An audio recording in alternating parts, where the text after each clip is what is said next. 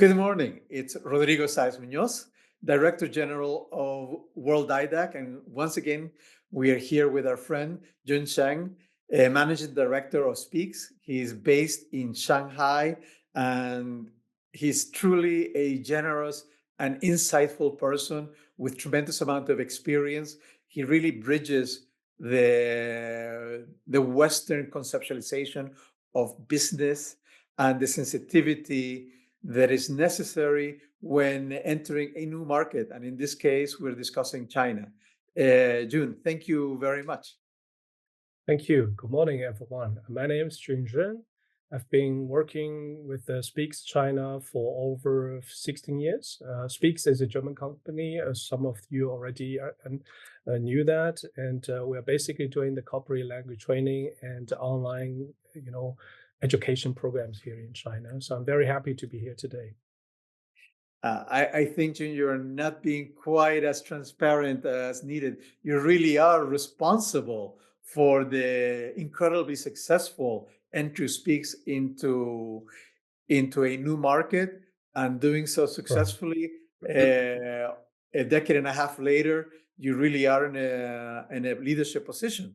So kudos to you and to Speexx. And if you forgive me, today I would like to talk about future outlooks for international uh, industries and small and medium enterprises entering China. What you Mhm. see in the future, what your Mm. recommendations are. If you could just look ahead a little bit and to talk to us about potential trends and strategic advice for those who are seeking to enter the Chinese market. And I, I've been fascinated by China since the 1980s when I began reading Chinese literature. And I really see this as a very exciting time for China in the world.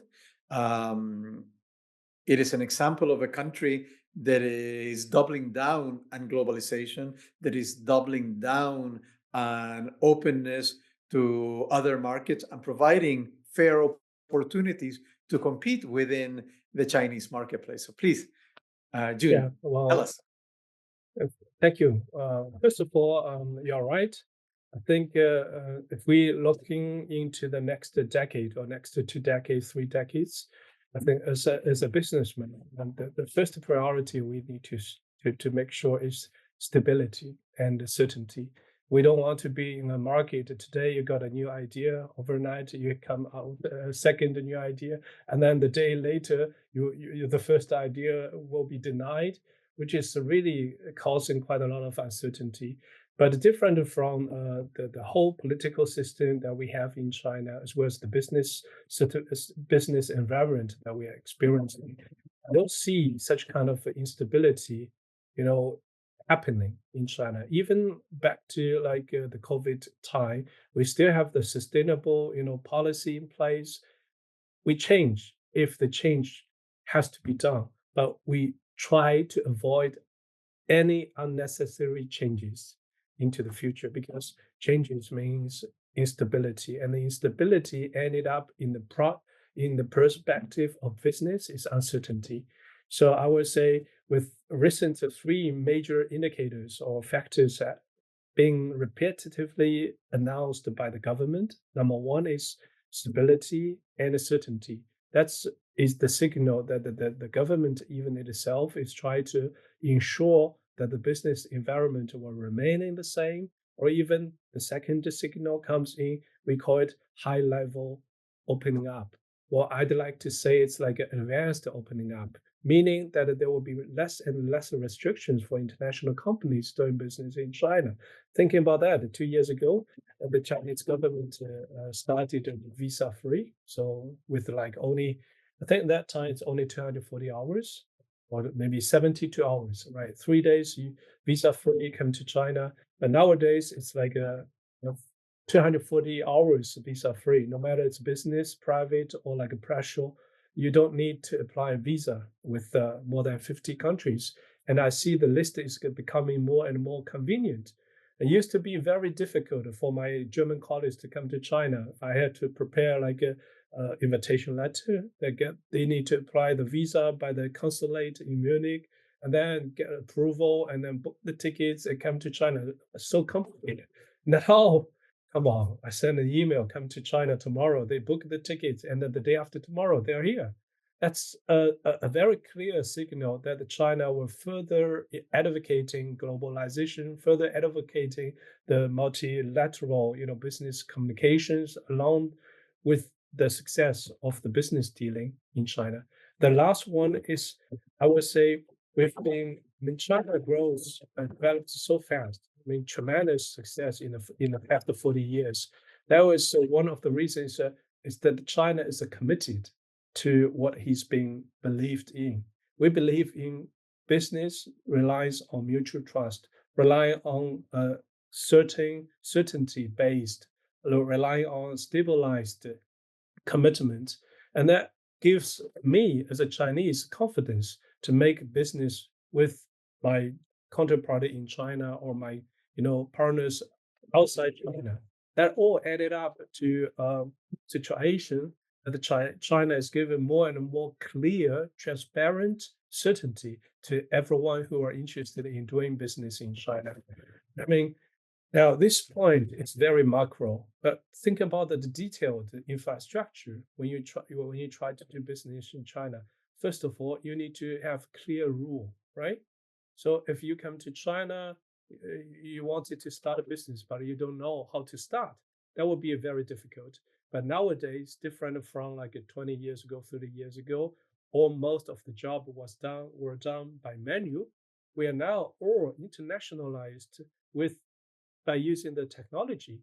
So currently, if you want to start any business in China, go into the internet, open the website of for example, Shanghai local government website, register yourself, starting a registration. It's bilingual, English friendly. So basically, within 5 work days, you will know whether everything that you are ready to start or you need some like missing documents or whatever. That is so easy. That is so easy. That is getting more and more easier and friendly for all investors in China. And I understand that there may be some concerns. Well, what about the education? Because education is not selling goods to China. You got a clear so-called quality standards. But we've noticed that in the past few years, although the manufacturer FDI is being dropped by around like 20% in 2023, but the FDI, foreign direct investment in education market, grow by almost 10%. So that's why I believe that for the educational market here in China, it will get more and more opening up. It will be getting more and more transparent, and it will be getting more and more friendly. And as long as you're confident on your products, on your service, on your standards, make sure that you come to China to meet people, building your relationships, building your understanding, talking to people. And I believe that the event, the Worlddidac will have in Hangzhou, will be the best opportunity to start with. Thank you, Jun, for that insight. And I've also been looking at the simplification of the visa process. It's a very practical question, but I remember having to get a visa for each and every single trip. My last visit to the consulate in Bern, Switzerland, as an American passport holder, I was given a 10-year visa. I didn't even ask for this. Here, 10 years. You can go whenever you want to. If your passport expires, it doesn't matter. Just carry the old passport with the visa in it, and it will be honored.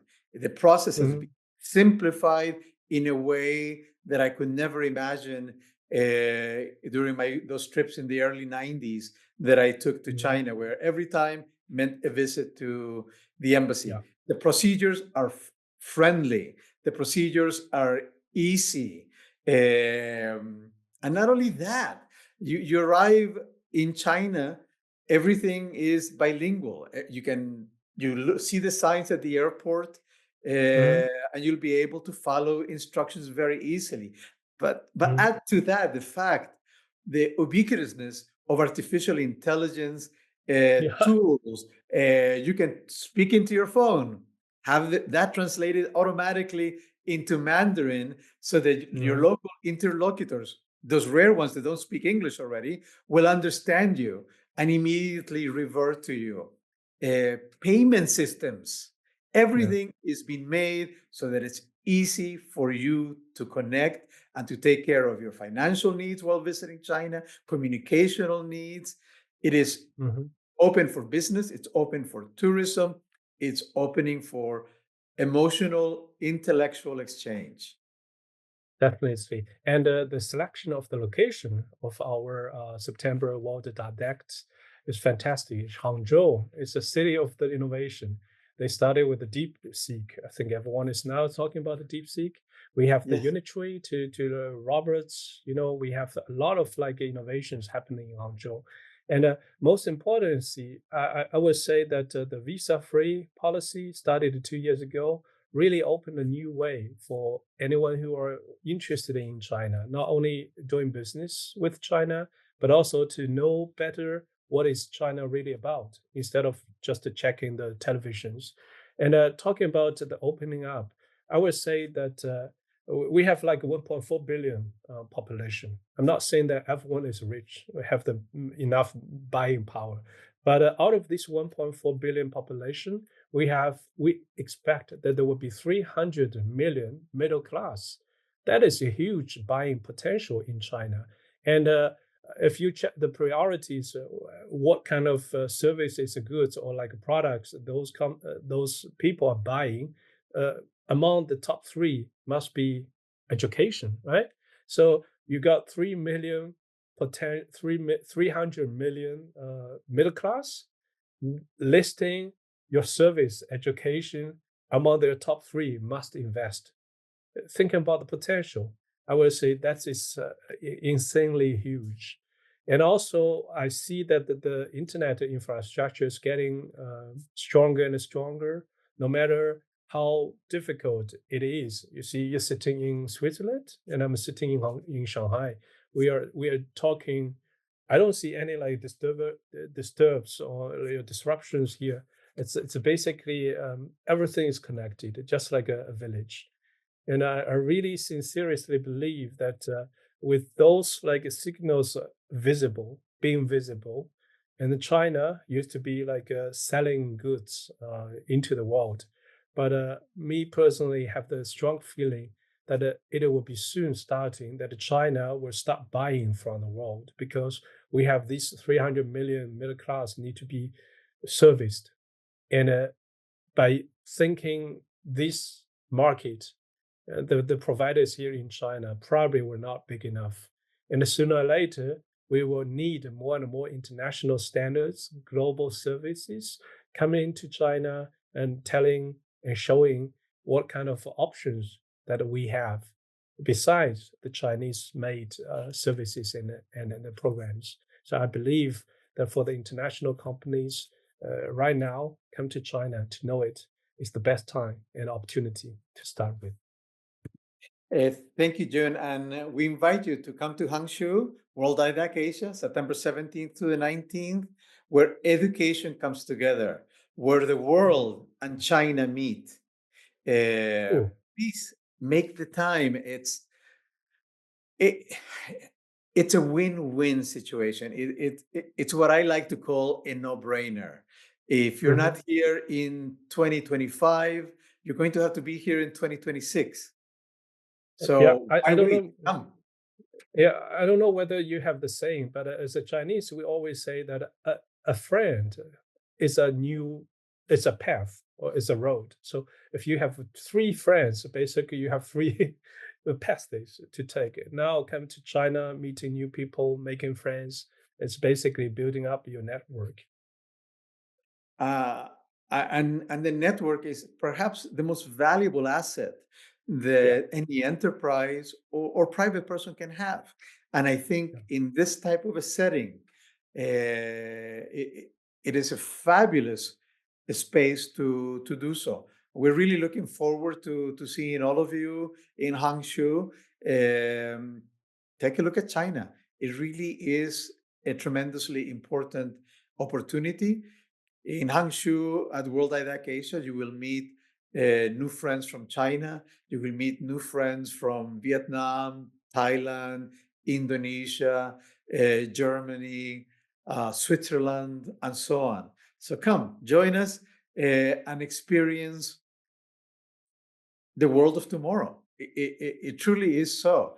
And lastly, for just purely practical issues, you're going to land in Shanghai Airport, perhaps. You will get on one of the High-speed train, modern, technologically advanced, fastest trains in the world. You will reach maglev. speeds around 400 kilometers per hour. You will arrive safely at your destination. The organization committees will make sure there's clear signage to get you from point A to point B. Security, safety is something that in China you do not need to worry about. You can be in a city of 25 million people or in a village of 250 people. And the concept of safety, the concept of welcoming the foreigner is a deeply ingrained value. And it's one of the things I've always loved about China. Indeed. Welcome to China. Thank you, June. And I hope that in the near future we can continue these conversations. And I'm looking forward to seeing you in 2 weeks' time. See you around. See you in Hangzhou. See you. Thank you. Thank you. Bye bye.